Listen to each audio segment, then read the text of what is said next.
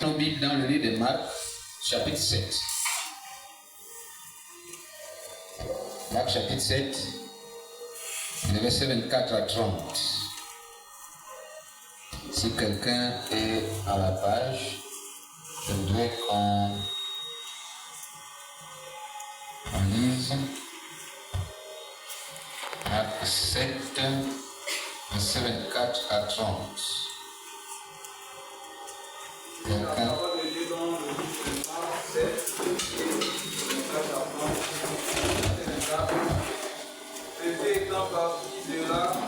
Jésus étant parti de là, s'en alla dans le territoire de Tyr. S'en alla dans le territoire de Tyr et de Sidon. Il entra dans une maison désirant que personne ne le suive. Il entra dans une maison désirant que personne ne le sût. Mais il ne put rester caché.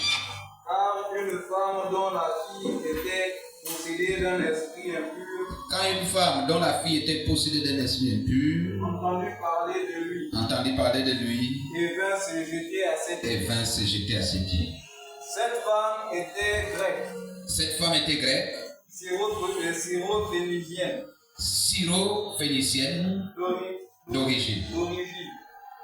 Elle le pria de chasser le démon hors de la fille. Elle le pria de chasser le démon hors de sa fille.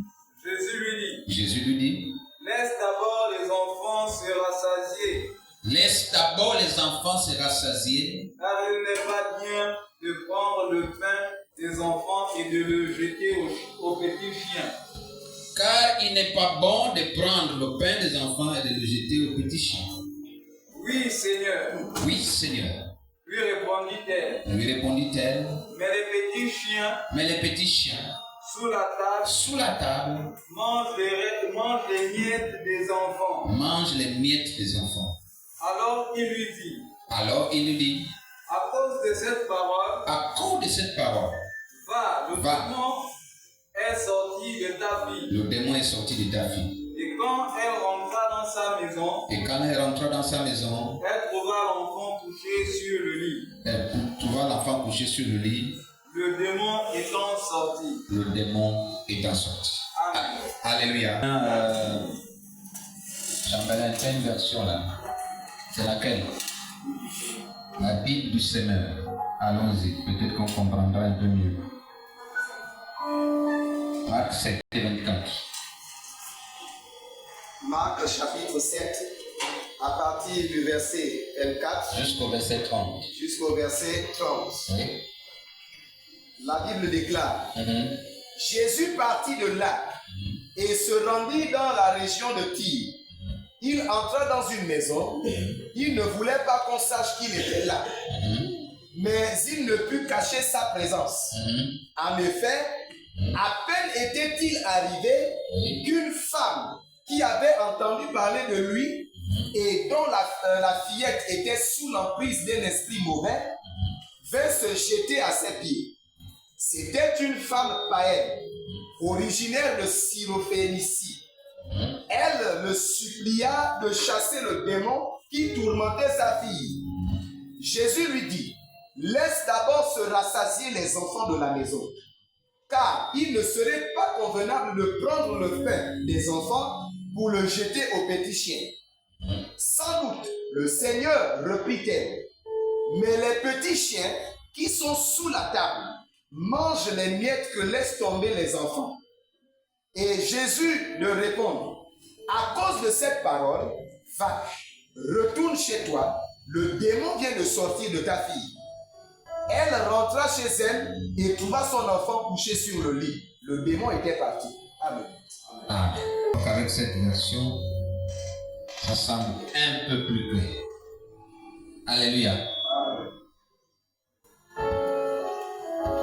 C'est un texte compliqué. Il faut déjà le dire. Et pas facile à avaler. Quand vous faites une première lecture, sommaire comme ça là, vous pouvez même parfois abandonner la foi. seulement à cause de ce texte. Vous pouvez même abandonner l'église. C'est un texte pas facile à avaler, mais pourtant simple. Nous allons essayer quand même de simplifier. Alléluia. Jésus étant parti de là, s'en alla dans le territoire de Tyr et de Sidon. Il entra dans une maison désirant que personne ne le sût, mais il ne put rester caché. Car une femme dont la fille était possédée d'un esprit impur entendit parler de lui et vint se jeter à ses pieds. Cette femme était grecque, syrophénicienne d'origine. Elle le pria de chasser le démon hors de sa fille. Jésus lui dit, laisse d'abord les enfants se rassasier, car il n'est pas bien de prendre le pain des enfants et de le jeter aux petits chiens. Ça, c'est très dur. Oui, Seigneur, lui répondit-elle, mais les petits chiens sous la table mangent les miettes des enfants. Alors il lui dit, à cause de cette parole, va, le démon est sorti de ta fille. Et quand elle entra dans sa maison, elle trouva l'enfant couché sur le lit, le démon étant sorti. Alléluia. On lit la Bible de temps en temps, mais parfois il faut s'arrêter sur certains textes qui sont un peu compliqués. Il y a les gens souvent qui disent, papa, je veux faire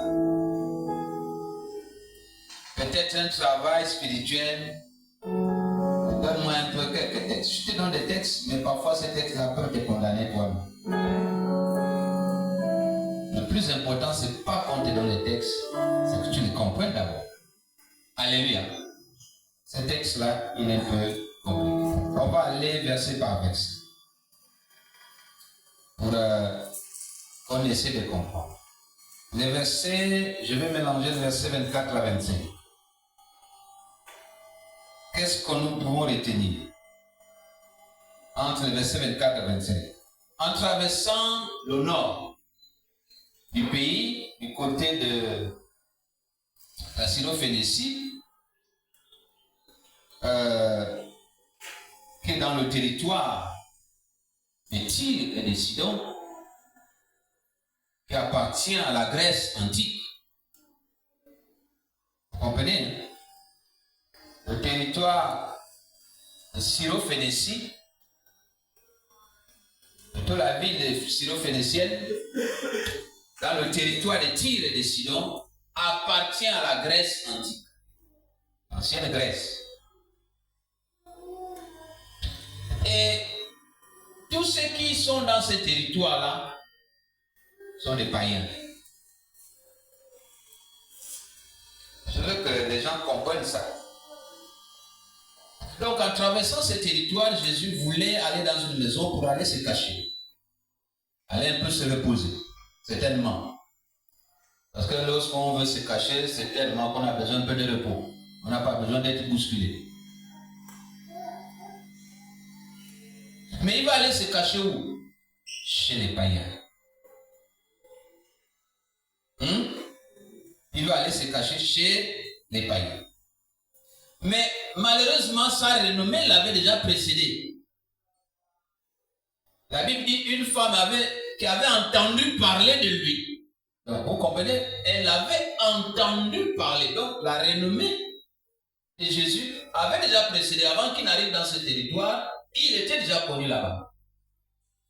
Donc il n'a pas pu se cacher. Cette femme a entendu parler de lui.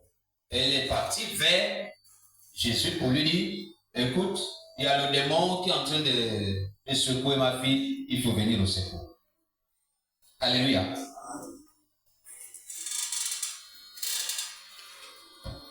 Pendant le verset 26,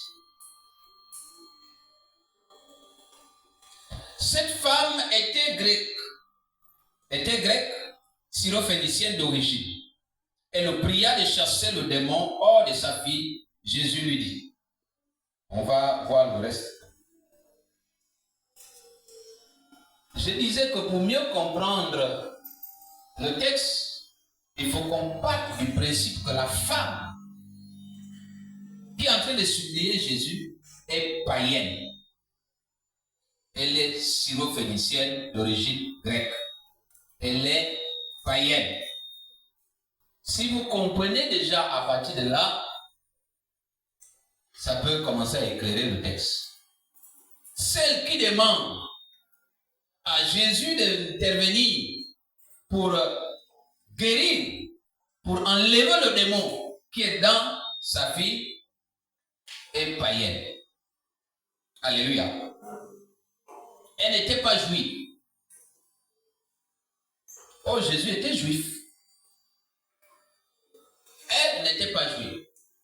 Souvenez-vous de cette histoire aussi où Jésus va venir au bord d'un puits, va trouver la femme samaritaine pour lui dire donne-moi un peu de l'eau. Vous comprenez? Et la femme de lui dit mais attends, on n'a pas de relation entre les juifs et nous. Pourquoi tu me demandes de l'eau? Et Jésus va lui dire ah, si tu savais celui qui te demandait de l'eau, c'est toi qui l'aurais demandé. Et l'eau qui devait te donner devait étancher ta soif jusqu'à la fin, tu ne demanderais plus jamais rien d'eau. Donc il y a une discussion comme ça. Et ici aussi c'est la même chose. Il y a une demande qui est faite par un païen à un juif.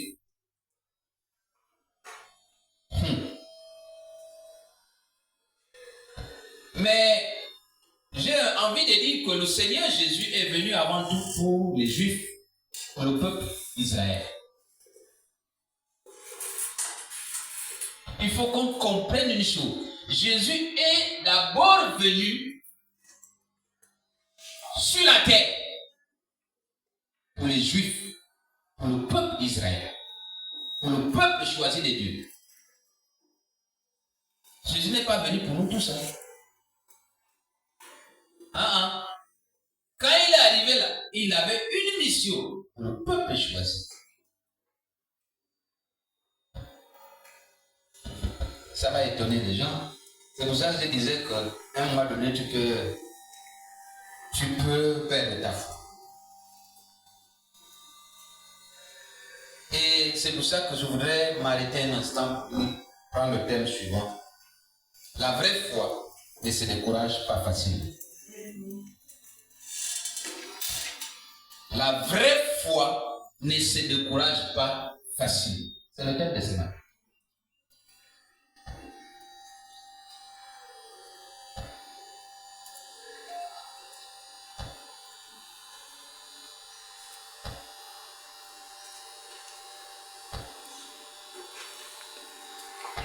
Se présentant comme le roi des Juifs, Jésus est venu d'abord prêcher l'évangile à la nation juive. C'est pour ça que vous vous souvenez sur la croix, le roi va écrire Jésus le roi des Juifs. On lui dit ah mais tu as écrit ça, il dit non mais enfin ce qui est écrit est déjà écrit. Parce que lui, quand il arrive, il se présente d'abord comme le roi des Juifs. Et il prêche l'évangile. Et l'évangile est réservé d'abord aux Juifs, à la nation juive. Mais en fait, il faut que vous compreniez le mot évangile ce matin. C'est ce que j'ai envie de dire par là. L'évangile, c'est-à-dire les bienfaits, c'est-à-dire l'alliance avec Dieu, était d'abord réservé à la nation juive. C'est-à-dire les bénédictions de Dieu étaient d'abord réservées à la nation juive. Je ne sais pas si vous comprenez. Tout ce que Dieu avait préparé, toutes les œuvres que Dieu avait préparées par avance, étaient d'abord destinées à la nation juive. Toi, un petit païen, petite païenne, tu vas venir me demander des choses. Voilà le problème, la question qui est posée, c'est là. Les païens étaient exclus de la communauté juive, de toutes les alliances de la promesse. Ils étaient sans Christ, sans espérance et sans Dieu dans le monde. Les païens étaient exclus, sans Dieu, sans espérance dans le monde. Nous pouvons voir ça. Regardons rapidement. Quelqu'un peut me lire Ephésiens 2. Ephésiens 2, rapidement. Ephésiens 2, versets 11 à 12. Peut-être que nous disons des choses trop fortes. On va essayer de diminuer. Ephésiens 2. Ephésiens chapitre 2, versets 11 à 12. Oui. C'est pourquoi, vous qui portez dans votre corps la preuve que vous n'êtes pas des Juifs, et qui donc est traité, d'incirconcis par ceux qui se disent les circoncis, à cause d'une rite accomplie sur leur corps et par des hommes. Rappelez-vous quelle était votre situation autrefois. En ce temps-là, vous étiez sans Messie. Vous n'aviez pas le droit de faire partie du peuple d'Israël. Vous étiez étrangers aux alliances conclues par Dieu pour garantir sa promesse, sans espérance et sans Dieu dans le monde. Amen. Alléluia. C'est bien écrit, non? Les païens étaient exclus de la communauté juive, des alliances avec Dieu. Les païens étaient sans espérance. Les païens n'avaient droit à rien de la part de Dieu. Alléluia. Nous comprenons peut-être ici pourquoi Jésus semble repousser cette femme. Parce qu'à cette époque-là, l'époque dont nous parlons, l'époque où il y a eu la discussion entre Jésus et cette femme, à cette époque-là, les païens n'étaient pas admis. Est-ce que c'est clair?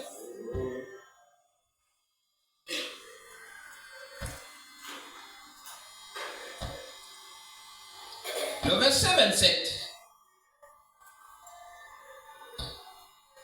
Jésus lui dit, laisse d'abord les enfants se rassasier, car il n'est pas bien de prendre le pain des enfants et de le jeter aux petits chiens.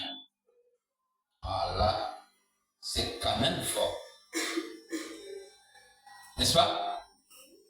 Jésus ne passe pas par le dos de la cuillère. Il dit les choses telles qu'il les voit, telles qu'il les ressent. Le pain là que toi tu demandes, c'est quoi le pain que la femme demandait? La guérison, la délivrance de sa fille. C'est le pain, c'est un pain du ciel. Hein? La délivrance, c'est un pain du ciel. La guérison, c'est un pain du ciel. C'est un bienfait de Dieu. Et donc, ce pain-là, Jésus lui dit, laisse d'abord les enfants manger, être rassasiés, les ventres ballonnés. Laisse d'abord. Parce qu'on ne peut pas prendre le pain des enfants et le remettre aux petits chiens. Les enfants ici représentent la nation juive. Les petits chiens ici représentent les païens. Est-ce que quelqu'un a compris ça? Les enfants représentent la nation juive. Laisse d'abord les juifs manger,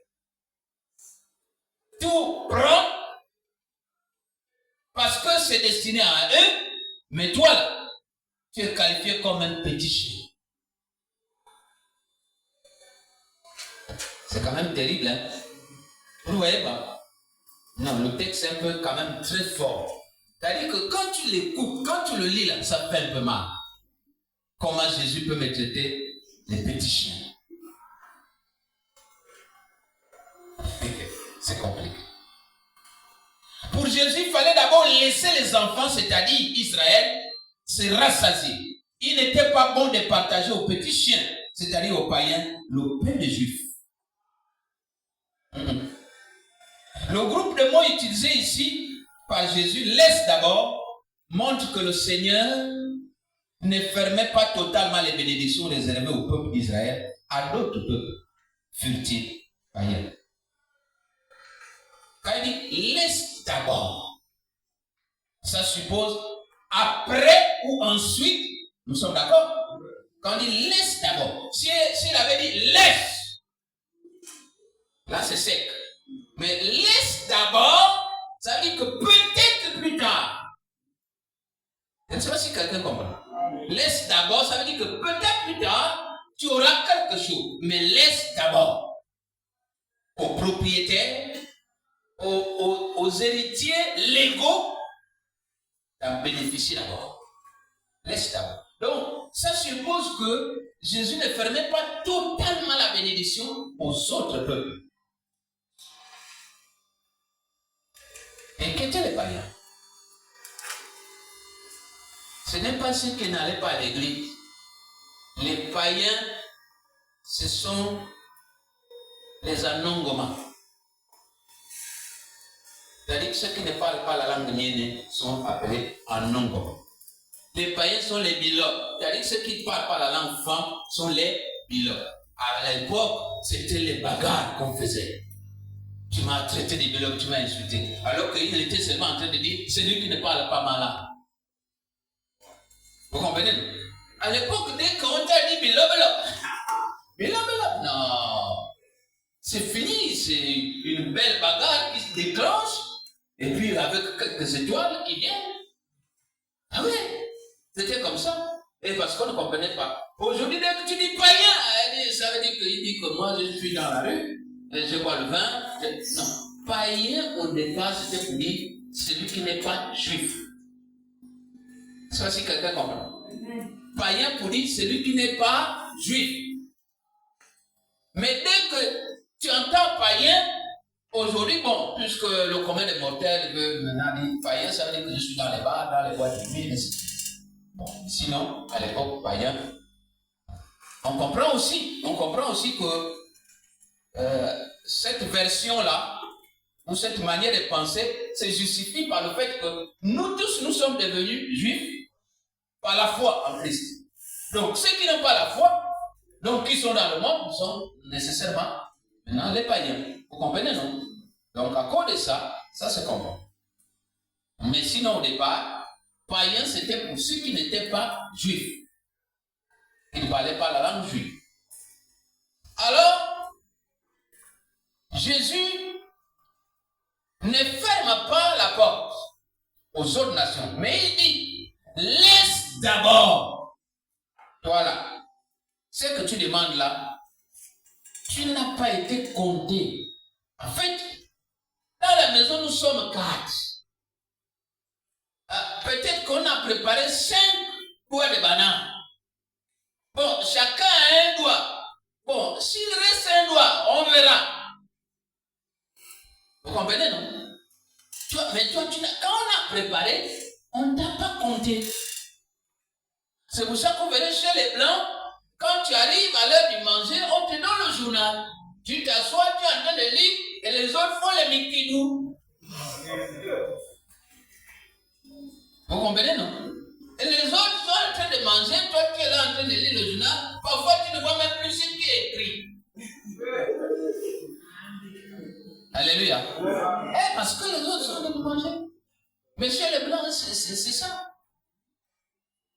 Mais parce que quand ils ont préparé, ils ont compté. Ils ont dit 1 kilo, ça suffit pour notre famille. Chacun va prendre 2 grammes, 2 grammes, 2 grammes, et c'est largement suffisant. Mais toi, quand tu t'ajoutes là, les 2 grammes de qui on va enlever pour venir te donner, laisse d'abord les enfants de la maison manger. S'ils sont rassasiés et qu'il reste quelque chose, on te donnera. Alléluia. À cette époque, le ministère de Jésus était presque exclusivement tourné vers Israël. Laisse d'abord Israël se rassasier, lui dit-il. Ces paroles peuvent sembler dures et choquantes, mais c'était la vérité. Ces paroles-là peuvent sembler dures et choquantes, mais c'était la vérité qu'il était en train de dire. Parce que ce qui avait été ficelé au ciel, c'était pour le peuple juif. Alléluia. En tant que païenne, elle n'avait aucun droit de revendiquer une quelconque faveur réservée à la nation juive. Elle était prête à accepter cette vérité. Est-ce qu'elle était prête à accepter cette vérité? Nous avons lu le texte peut-être trois fois. Est-ce qu'elle était prête à accepter cette vérité? Elle a accepté la vérité. Elle a compris que ce n'est pas... qu'elle n'a pas de droit. Elle avait compris qu'elle n'était pas héritière légale. Encore avec la nouvelle loi aujourd'hui, sur l'héritage, héritiers légaux, c'est qui? C'est madame, les enfants, le père et la mère. Point, ça s'arrête là. À l'époque, ça pouvait aller jusqu'aux frères, jusqu'aux hommes, mais c'est exclu, c'est réduit. C'est le père, la mère, c'est la femme, ce sont les enfants. Point, ça s'arrête là. Maintenant, toi, tu es un oncle. Toi, tu es le frère du défunt. Tu n'es pas héritier légal. Laisse d'abord les propriétaires, les héritiers légaux, se partager. S'il y a quelque chose qu'on dit, qui reste, on dit, bon, c'est quand même le frère du défunt, on peut te donner. C'est ça, si vous comprenez. Et donc, c'est dur. Mais c'est ça la vérité. Parce que dans les familles, les gens vont entendre cette phrase. S'il reste quelque chose qu'on peut te donner, on te donnera. Mais tu n'es pas héritier légal. Tu n'as rien à revendiquer. Devant la loi, on peut aller. Quelqu'un comprend ça? Oui, c'est ce qui amène souvent devant les tribunaux. Parce que parfois on vient revendiquer alors qu'on n'est pas héritier légal. Et tu viens revendiquer au nom de quoi? Quand tu viens revendiquer, viens négocier. Ne viens pas revendiquer, mais viens négocier. Donc la femme là, elle était prête à accepter la vérité. Le verset 28. La Bible dit, la femme répond, oui, Seigneur. Lui répondit-elle. Elle dit oui à quoi? Oui au fait que j'accepte que les enfants mangent d'abord, soient d'abord rassasiés. J'accepte. C'est une vérité ce que tu es en train de dire. Mais regardez ce qu'elle dit. Mais les petits chiens. Et c'est là le nœud du problème. Mais les petits chiens sous la table mangent les miettes des enfants. Et c'est là toute la beauté du texte. Mais les petits chiens sous la table mangent les miettes des enfants. Je ne refuse pas que c'est pour eux. Je n'ai pas dit que je suis héritier légal. C'est comme ces frères du défunt qui viennent dire, ok, je ne revendique pas avec vous, je ne discute pas avec vous. Mais ce que vous n'aimez pas là, ce que vous voulez rejeter là, donnez-moi ça. Est-ce que vous avez compris? Il ne vient pas revendiquer, il vient négocier. La maison là c'est pour vous, la voiture là c'est pour vous, le vélo là c'est à vous, le cerceau là c'est à vous, mais la marmite là, même celle-là, si quelqu'un ne veut pas la prendre, moi je peux la prendre. Est-ce que tout le monde a compris? Oui, je suis d'accord. Mais les petits chiens sous la table mangent les miettes des enfants. On a vu Lazare manger les miettes que faisait tomber le riche. Le riche sur la table mangeait, les miettes qui tombaient, Lazare ramassait, mangeait. Alléluia. On n'a jamais vu Lazare venir revendiquer un repas avec le riche sur la même table.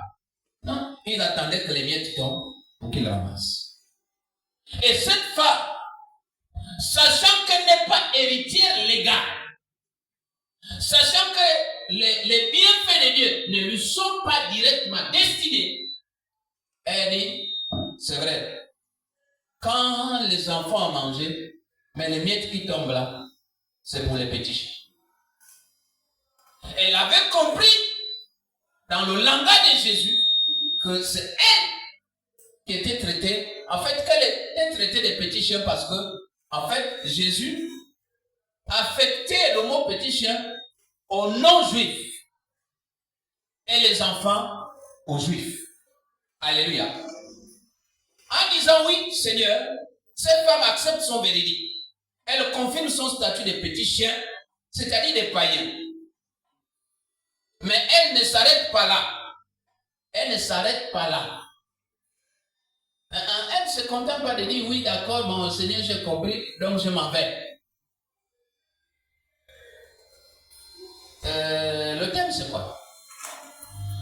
Lisez maintenant le thème.